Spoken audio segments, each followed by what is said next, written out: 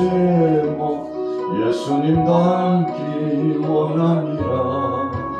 예수님 형상 나 있기에 세상에 보아 끼잖네. 예수님 닮기 내가 원하네.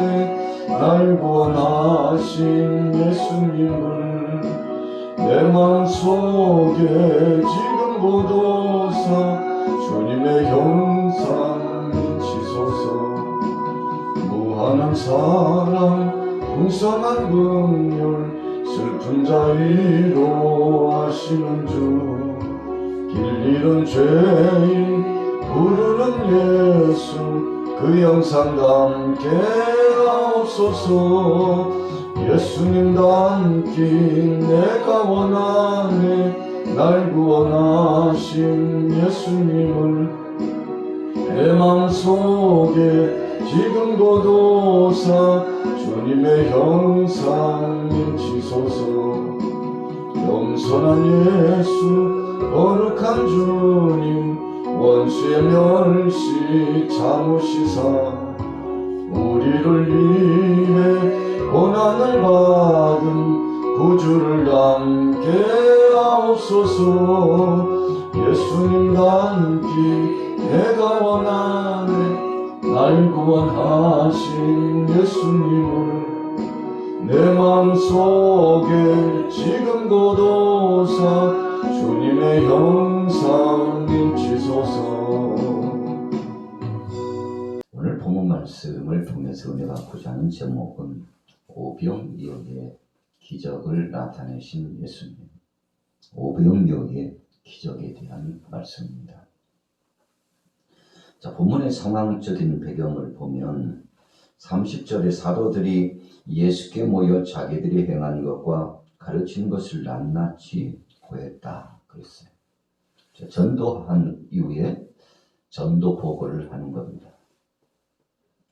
전도 보고의 절차를 통해서 제자들은 자신들이 나가서 진행한 사역에 대한 결과를 보고드렸죠. 우리가 잘 아는 대로 예수님께서 전도 보고를 받으시면서 귀신이 쫓김당하고 병자가 고쳐지는 것 등등 이 부수적인 역사, 자연적으로 따라오는 역사 때문에 그것에 관심을 갖고 그것에 초점을 맞추지 말고 그 한 영혼이 구원을 받아 그 생명이 그 영혼이 천국에 입성할 수 있는 하나님 나라에 들어갈 수 있는 은혜 받은 것에 초점을 맞추고 집중하라고 했습니다. 한마디로 말하면 본질이 중요하다는 것을 인식하라는 것입니다. 우리가 너무 허상에 매이다 보면 껍데기 같은 것에 매이다 보면 내실이 빠질 수가 있습니다. 본질이 소외될 수 있다는 것입니다. 우리 교회 목적은 복음 증거입니다. 전도하는 것이 목적입니다. 그래서 부지런히 나가서 전도하는 것이 1순위입니다. 그리고 모여들면 가르치는 거죠. 계속 양육합니다. 기관에서도 양육하고 또 총교회적으로도 양육하고 그래서 구역별로도 양육이 이루어져 한 영혼들이 교회에 나와서 양육을 받습니다. 그리고는 재파송하는 겁니다. 복음을 증거하다가 치료가 될 수도 있습니다. 또 복음을 증거하다가 이 모양 저 모양 여러 가지 회복이 나타나고 귀신의 권세들도 항복하고 영육 간의 놀라운 변화와 역사가 나타날 수 있습니다. 그렇다 할지라도 본질적인 구원의 역사가 이루어지지 않는다면 그것은 사실상 그 일의 시작과 과정과 끝에 대한 아름다운 역사를 이룬 것이 좀 섭섭한 게 많죠. 서운한 게 많을 수 있습니다. 목적을 달성하지 못한 것이 있을 수 있다는 것입니다. 그래서 오늘 제자들도 예수님께로부터 본질에 충실해야 된다는 그런 결단적인 말씀, 각오의 말씀을 듣게 되었던 거죠. 그러면서 예수님은 제자들에게 쉬는 시간을 허락해 주셨습니다. 전도하면서 얼마나 수고하고 애를 썼겠습니까? 우리가 잘 아는 대로 제자들이 별로 그렇게 준비하지 않고 나가서 전도 사역을 진행했습니다. 어떤 때는 인과관계를 통해서 좀 마음 아픈 일도 발생할 수 있고, 또 전도 사역을 진행하다 보면 여러 가지 말 못할 사정들이 있을 수 있지 않습니까? 그러나 믿음으로 일관했어요. 주님 말씀대로 전대도 준비하지 않고, 또 검도 준비하지 않고, 겉옷도 그렇게 충분하게 준비되지 않고, 음식도 역시 마찬가지입니다. 그래서 가볍게 꼭 필요한 것 몇 가지 외에는 저들이 준비치 않고 나가서 믿음으로 하나님이 역사하시는 권능과 능력을 의지하고 나가서 사역을 진행했죠. 여러분, 그래서 우리가 경제적으로 정말 열악한 상황에 있었던 때에 오히려 복음이 진보되고 교회가 부흥이 되고, 그리고 하나님 앞에 영광 드리는 예배 역사가 회복된 예는 그냥 어쩌다 보니까 우연히 일어난 이야기가 아니라는 것입니다. 어려우면 어려울수록 우리 사람들은 더 긴장하게 되어 있습니다. 그리고 더 무릎을 꿇게 되어 있습니다. 그래서 우리 대한민국도 가장 부흥했던 그 전성기는 60년, 70년대 때입니다. 50년대부터 60년 초반까지는 그냥 기초를 놓느라고 유교 동란 전후에서 얼마나 힘들었습니까? 그리고 어느 정도 기초를 놓고 이제 달리기를 시작하는데, 그때 교회도 함께 부흥했음을 알 수 있습니다. 어느 정도 경제적인 상황이 좋아지고 이제는 살만한 상황이 되었던 80년대부터는 서서히 내리막이 되었습니다. 그래서 오늘 예수님께서도 사랑하는 제자들에게 31절에 보세요. 이르시되 너희는 따로 한적한 곳에 가서 잠깐 쉬어라 하시니 이는 오고 가는 사람이 많아 음식 먹을 겨를도 없습니다. 밥 먹을 시간차도 없었어요. 예수님은 베개를 베고 누우실 만한 공간도 여의치 않았다고 했습니다. 그만큼 주님도 바쁘게 참 분주하게, 사랑하는 제자들도 정말 분주하게 전도하는 일에 힘을 썼습니다.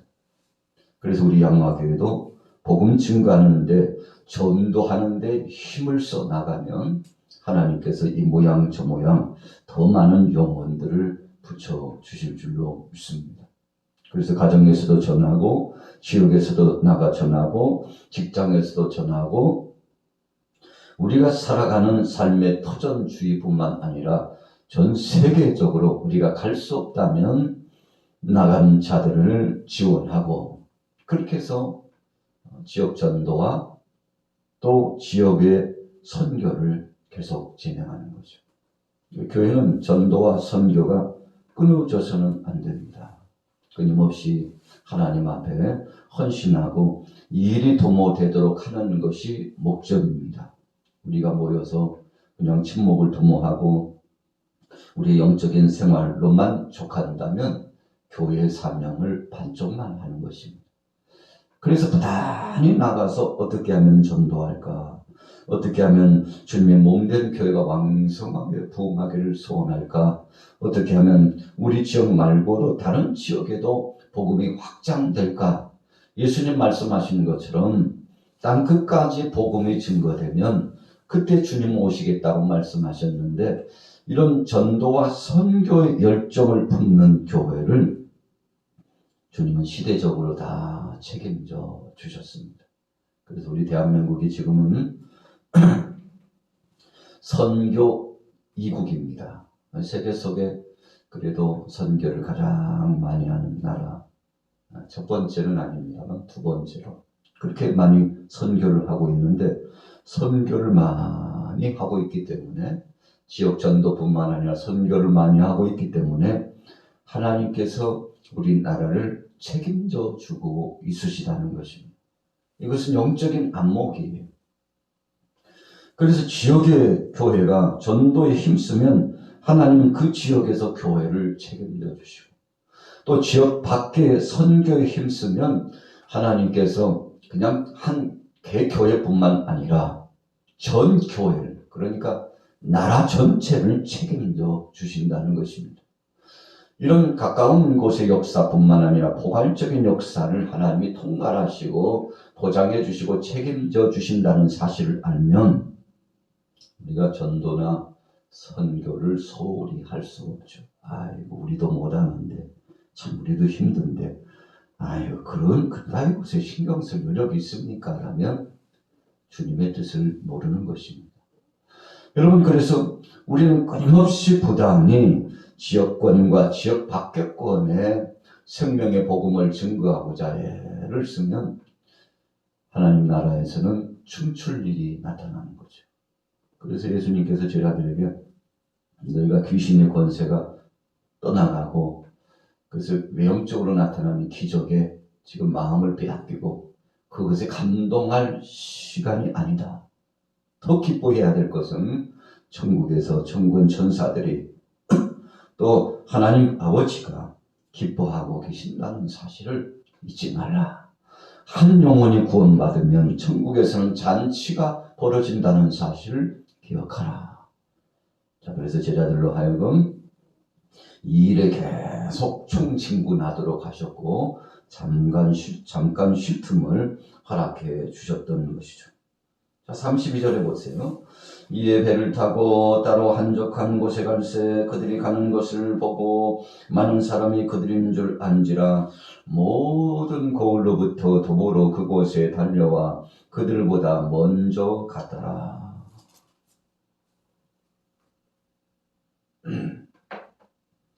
자, 이 당시 예수님과 제자들은 굉장히 분주하셨죠.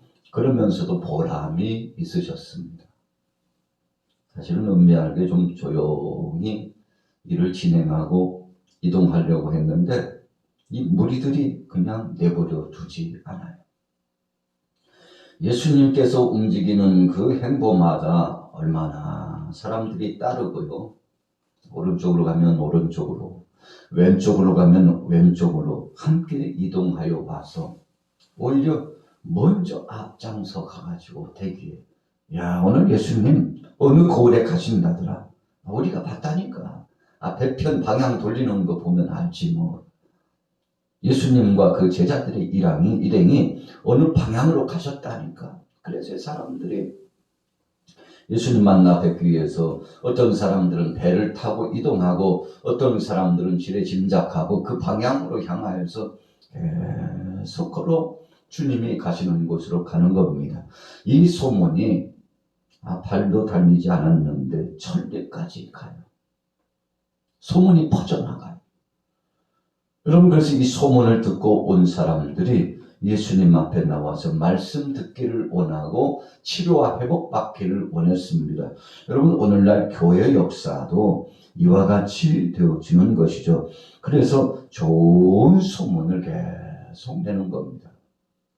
우리 교회도 목회자와 성도들이 좋은 소문을 계속 내는 겁니다. 사랑하는 교우들과의 관계도 좋은 이야기들이 계속 오고 가는 것입니다. 예수님께서 그런 놀라운 역사를 진행하셨대. 우리가 전도하고 또 봉사했더니 기적이 나타났대. 하나님께서는 우리 기도를 응답해 주시고 지금도 일거수일투족을 함께 해 주신대.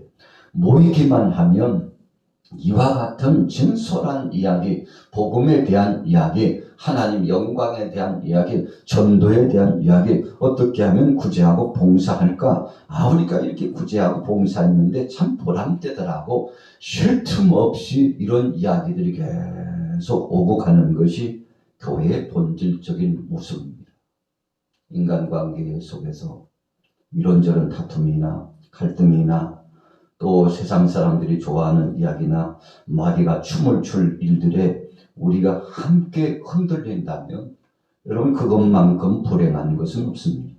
지금은 참 시간을 아껴서 복음을 붙잡고 생명의 복음 안에서 구제와 선교와 그리고 이웃과 함께하고 또 사랑하는 가족들과 또 동역자들과 손에 손을 맞잡고 협력해도 시간이 부족합니다. 여러분, 그래서 본질이 아닌 것은 빨리 버려야 돼. 허상을 가지고 본질을 망가뜨려서는 안 되겠죠. 자, 34절에 보세요. 예수께서 나오사 큰 모래를 보시고 그 목 잡는 양 같음을 인하여 불쌍히 여기사 이에 여러 가지로 가르치시더라. 참 예수님 마음이 후덕하셨습니다. 그래서 우리가 복음을 붙잡은 사람들에게는 공통적으로 나타나는 것이 있는데 바로 그거 한 가지는 영혼을 불쌍히 여기는 겁니다. 하나님의 속성도 바로 그 긍휼하심입니다. 여러분 우리가 질병을 치료하고 또 환우들을 회복시키기 위해서 하나님께서 특별히 치유 은사를 주시는 자가 많이 있어요. 저에게도 그렇지만 여러분들에게도 믿음을 갖고 나아가면 누구든지 어떤 영혼을 위해서 기도하고 때로는 손을 얹고 기도하고 사모하는 마음으로 기도하면 치료와 회복은 누구에게나 나타납니다. 뭐 어떤 특정한 목회자나 어떤 성도에게만 주시는 것이 아닙니다. 왜 그럴까요? 복음이 증거되게 하려고. 그래서 영혼을 불쌍히 여기고 그 영혼이 회복되고 치료되기를 소원하면서 마음에 이 따뜻한 마음을 품고 긍휼한 마음을 품고 나가서 복음을 들고 가면 하나님께서 능력을 주시지 않는 예는 거의 없습니다. 여러분 그래서 하나님 영광을 위해서 일하려고 하면 영혼 구원하려고 하면 하나님께서 이 모양 저 모양 주시고 어떤 때는 물질도 주시고 갖가지 은사를 주셔서 사역을 진행하게 하셨다는 거죠. 그래서 예수님 제자들이 좀 그런 영역을 가졌으면 좋겠어요.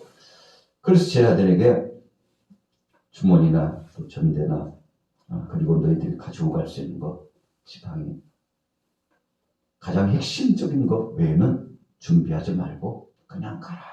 가서 체험해 보라는 것입니다. 하나님이 어떻게 하시는지 체험해 보라는 것입니다. 그래서 오늘 예수님께서 우리를 불쌍히 여기시고 35절에 보니까 때가 저물어 갔다고 그랬습니다. 이제는요 시간이 집으로 돌아갈 시간이에요. 음식점에 가서 음식을 사 먹거나 싸운 도시락이 있으면 그거 먹고 힘을 얻어서 이제 갈 길로 가고 쉼의 터전으로 가야 돼요. 이 노상에서 잠을 청해야 된다면 텐트라도 쳐야 됩니다. 이 당시에 순례자들, 이동자들이 자기만의 이 처소를 준비해 가지고 다녔죠. 조금 그래도 기반이 준비된 사람은 천막을 지었습니다. 이동식 천막을 쳐놓고 거기에 머물렀죠. 우리가 광야 40년 동안 애굽에서 나왔던 백성들이 천막을 쳐놓고 이동했잖아요. 그래서 여의치 않으면요 그냥 나무 그늘 같은 곳에 이슬을 피할 수 있는 곳에 가가지고 겉옷을 덮고서 그냥 자는 겁니다.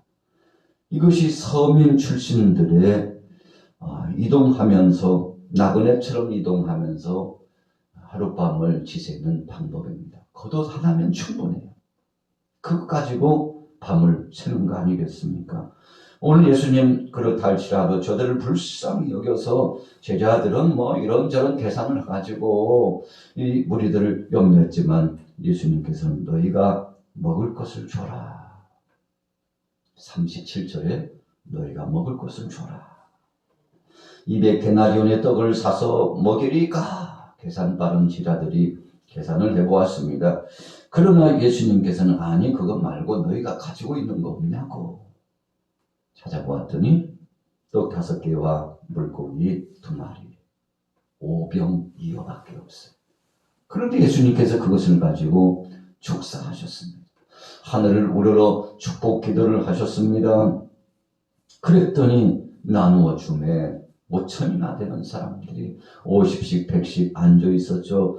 그런데 그들을 실망시키지 않고 다 먹이고도 12바구니가 남는 기적을 체험했습니다. 왜 이런 기적이 나타났나요? 첫째는 사랑의 주님이 함께하고 계셨기 때문이죠. 또 왜 기적이 나타났습니까?